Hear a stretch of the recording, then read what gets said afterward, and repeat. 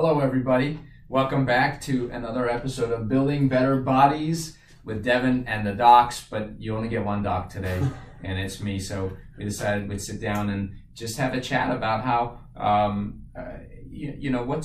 are the patterns that we're seeing? What are the trends that we're seeing? Because you can get stuck in a pattern, and you won't notice you're stuck in a bad pattern until that spiral downward gets you to a really bad place. What if we could catch ourselves and figure that out and pull ourselves out of that? Would you say you see that sometimes where someone's just on the wrong track, but they don't really realize it?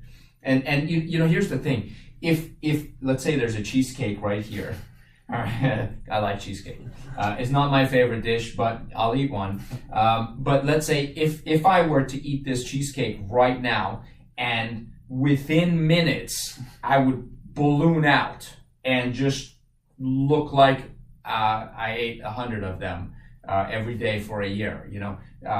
I probably wouldn't touch the cheesecake.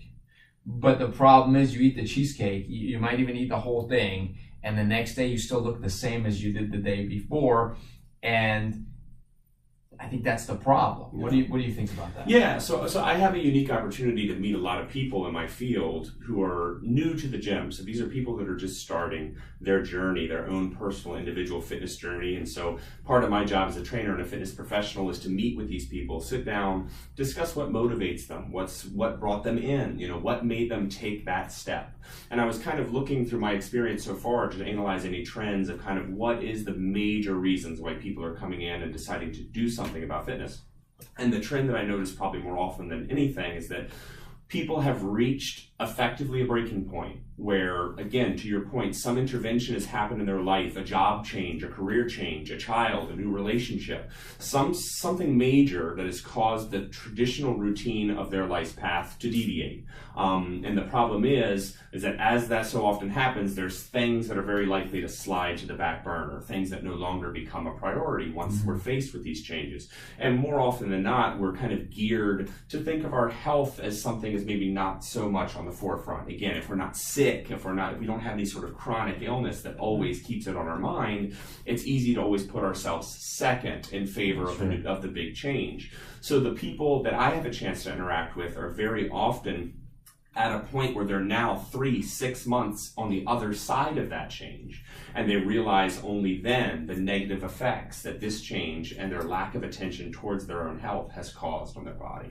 And so it's more often than not, it's very rare that I meet somebody who is ready to go and make progress day one. But rather what I find the trend is growing in fitness is that we're trying to erase bad habits. We're trying to turn back the clock, and erase some of these changes and behavioral patterns that have allowed to become ingrained because, again, we weren't staying health focused.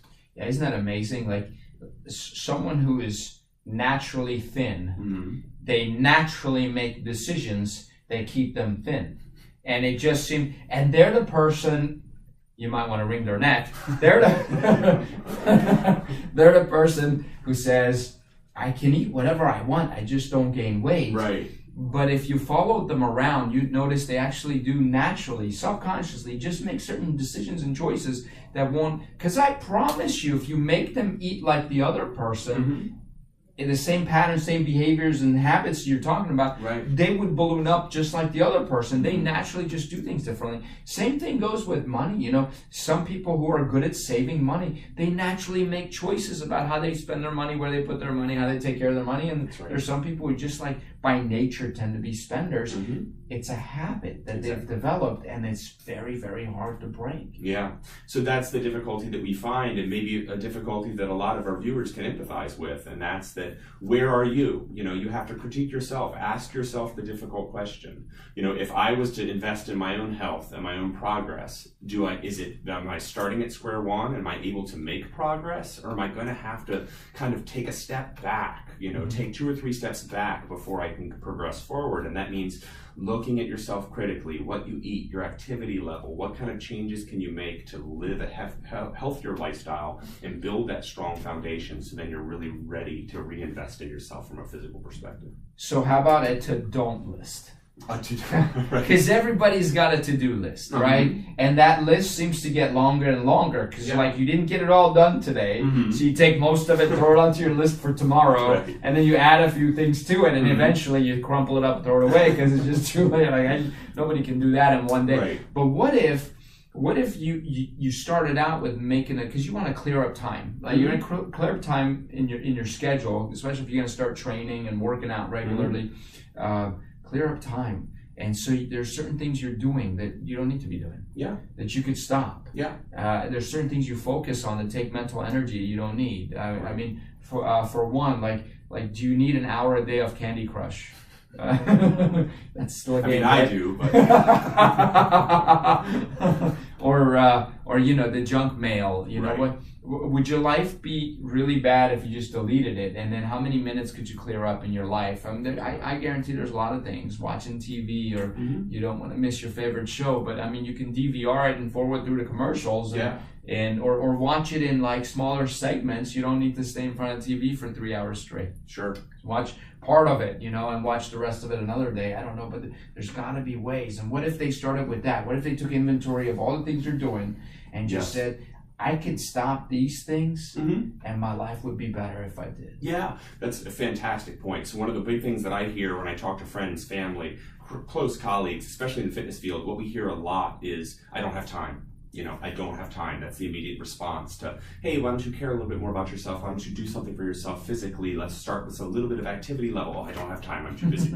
So I can understand that and I can empathize with that approach. But one thing that I would suggest you do is, if you think that that's you that I'm speaking to, who doesn't have the time to do anything physical, the first exercise, you know, that I would ask you to engage in is a self-inventory.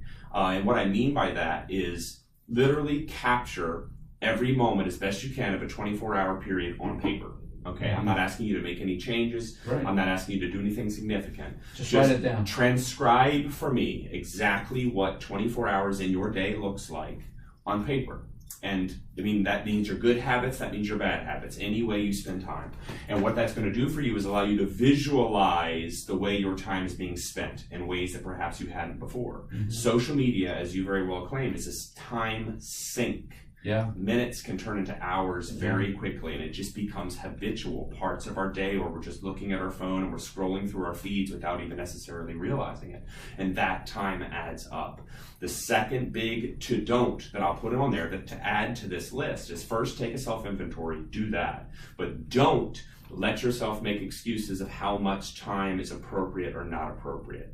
When you say, I don't have time, my answer to you would be, how much time do you think is appropriate? And the answer might be smaller than you think. Most people, if they don't have 30 minutes, if they don't have 60 minutes to dedicate to a physical program semi-regularly, that's fine. But don't think that you need to do 30 or 60 minutes of a structured program to make progress.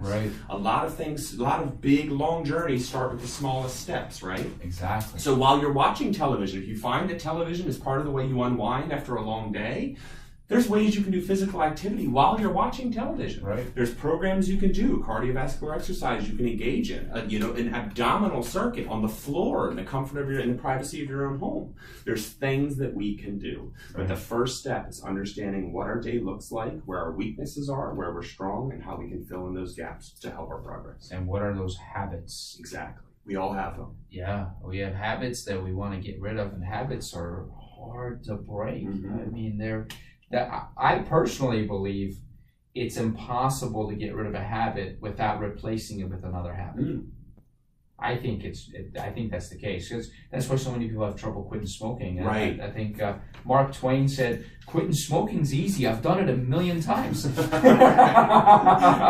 Absolutely. So I think our lifestyles, our habits, and I had a patient came in and said, "I don't have time to come in here to see you that many times," and her son said, "But you have time to stand in line at Starbucks for 14 minutes every morning." Exactly. So exactly. There are things, if we just take that inventory, like you said, and figure out what those habits are. And there's a really good book called, I think the name of the book is Habits. and talks about how to break a habit or how to create a new habit in your life. And it comes down to the 3 R's. Okay. Have you heard this before? I've not. 3 R's. The first R is reminder. See, a lot of times you say, I'm going to start doing this tomorrow. Let's say I'm gonna read 10 minutes a day starting tomorrow. Yeah. You know, first off, I don't think you should do that unless you've already done the to-don't list. Start there, because you can't just keep adding your 10 minutes of this, 10 minutes of that. Right. There are only 24 hours in your day, right? Arnold Schwarzenegger says you're gonna have to sleep faster. Right. You can't sleep 8 hours anymore. You have to sleep 6 hours. Just sleep faster. Right. Anyways, the first R is reminder, because if tonight you decide starting tomorrow I'm going to read 10 minutes a day, tomorrow night you'll go to bed, and when your head hits the pillow you go, I forgot to do my 10 minutes of reading, I'm too tired now. What if you set a reminder on your watch, on your phone, you said, that reminder goes off and says time to read, and you'd read, right? The second one is ritual. It has to be in a ritualistic fashion, and third one is reward. Unless you reward yourself, it doesn't become a habit. Gotcha. Reminder, ritual, reward. I like it. So to start, they need to come out and see you. Yes, absolutely. And once again, to reiterate to all the viewers watching this now, all you simply have to do is come over to our One Life Fitness location in South Frederick, off of Buckystown Pike, right here down the road from the Mid-Atlantic practice, and basically just mention any one of these videos, myself, Dr. Amir, the fact that you saw the video, and what we're going to do is extend to you a free 7-day pass at our club to utilize our resources to the best of your ability. Again, with no commitment, no contract. Just come in, use the club, talk to us, pick our brains, ask us questions, and see how we can best assist you on the start of your own personal fitness journey.